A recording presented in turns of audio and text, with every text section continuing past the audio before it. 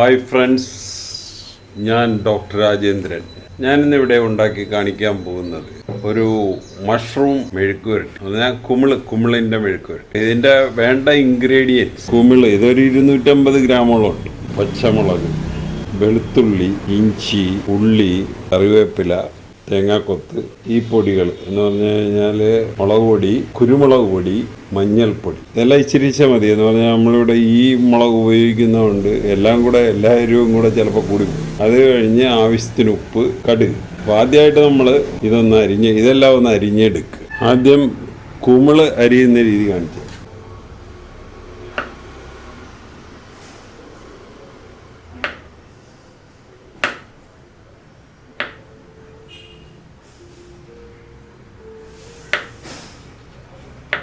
ഈ തിക്നെസ്സിൽ നമ്മൾ അരിഞ്ഞെടുക്കണം. അങ്ങനെ ഇത് ബാക്കിയുള്ളതും കൂടെ അരിയും.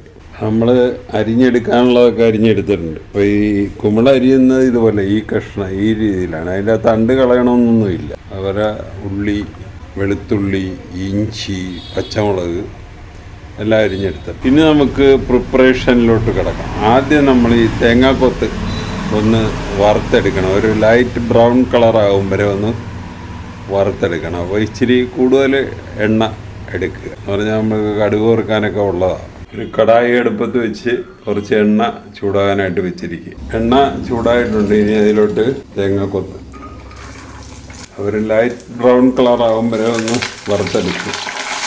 ഒരു മീഡിയം ഫ്ലെയിം അല്ലെങ്കിൽ ലോ ഫ്ലെയിമിൽ വെച്ചാൽ മതി. അപ്പോൾ അതൊരു ലൈറ്റ് ബ്രൗൺ കളറായിട്ടുണ്ട്. നമുക്കത് കോരി മാറ്റാം. ഇനി നമ്മൾ അടുത്തത് കടുക് വറുക്കുക.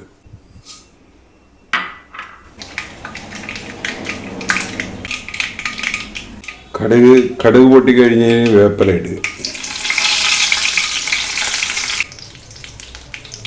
അത് കഴിഞ്ഞ് പച്ചമുളക്,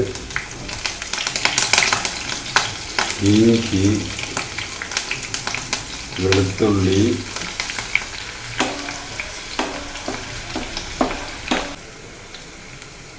കൊച്ചുള്ളി,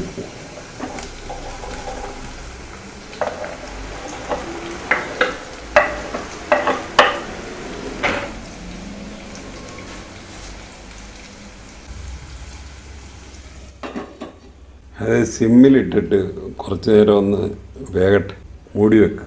നമ്മളിവിടെ എങ്ങും ഉപ്പിട്ടിട്ടില്ല. ഈ ഉപ്പ് നമ്മൾ എൻഡിലാണ് ഇടുന്നത്. കാരണം എന്താണെന്ന് വെച്ച് കഴിഞ്ഞാൽ ഈ കുമിളിൻ്റെ അകത്ത് ഇഷ്ടംപോലെ വെള്ളം അത് ഇറങ്ങി വരുന്ന ഒരു പരിപാടിയുണ്ട്. അപ്പോൾ ഉപ്പൊക്കെ നമ്മൾ നേരത്തെ ഇട്ട് കഴിഞ്ഞാൽ ഈ ഓസ്മോസിസ് എന്ന് പറഞ്ഞൊരു പ്രക്രിയ അതിൻ്റെ അത് നടന്നിട്ട് വെള്ളം പിന്നെയും കൂടുതൽ ഇറങ്ങി വരാനുള്ള സാധ്യതയുണ്ട്. അപ്പോൾ ഉപ്പ് നമ്മൾ എൻഡിൽ, അല്ലെങ്കിൽ സാധാരണ നമ്മൾ ഈ ഉള്ളി വഴറ്റുമ്പോഴാണ് ഉപ്പിടുന്നത്. ഇപ്പോൾ നമ്മൾ ഉപ്പിട്ടിട്ടില്ല. അപ്പോൾ ഈ കുഞ്ഞുള്ളിയൊക്കെ ഒരുമാതിരി ലൈറ്റ് ബ്രൗൺ കളറായിട്ട് 3 പൊടികളും കൂടെ ഇതിലോട്ടിടുക. നല്ലപോലെ ഇളക്കി കൊടുക്കുക.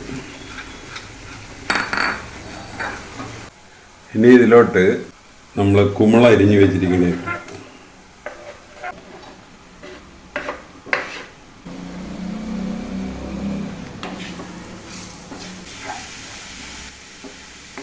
ഇങ്ങനെ അത് വെന്ത് തുടങ്ങുമ്പോഴേ നമ്മളിങ്ങനെ ഇളക്കിക്കൊണ്ടിരിക്കണം. അന്നേരം അതിൽ നിന്ന് ഇഷ്ടം പോലെ വെള്ളം പുറത്തോട്ട് ഇറങ്ങി, കുമിളിൻ്റെ അകത്തുനിന്ന് വെള്ളം. അപ്പോൾ ഈ വെള്ളം ഇറങ്ങി വന്ന് തുടങ്ങി കഴിയുമ്പോൾ നമ്മൾ തീ ഒരിച്ചിലൂടെ കൂട്ടിയിടുന്നതാണ് നല്ലത്, അല്ലെങ്കിൽ ആ വെള്ളം പറ്റിപ്പോകും. അപ്പോൾ നമ്മൾ മീഡിയം ഫ്ലെയിമിലായിട്ടിരിക്കണം. ഇച്ചിലൂടെ ഒന്ന് കൂട്ടി ഹൈ ഫ്ലെയിമിലിട്ട്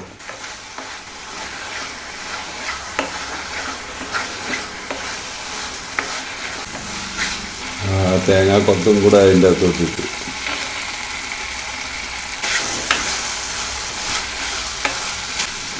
ഇനി നമ്മൾ ലാസ്റ്റ് സ്റ്റെപ്പാണ് ഉപ്പിടുക. ഒരു 1/2 ടീസ്പൂൺ ഇടുക. അത് കഴിഞ്ഞ് പിന്നെ വേണം ഇടാം.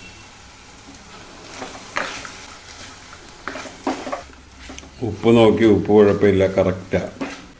അപ്പോൾ നമ്മൾ സിമ്മിലിട്ടിരിക്കും. അത് അതിൻ്റെ വെള്ളം വരലൊക്കെ നിന്ന്. അപ്പോൾ നമുക്ക് ചോറിൻ്റെ കൂടെ കഴിക്കാം. അതുകൂടാതെ ബ്രെഡ് ഇതുപോലെ എടുക്കുക.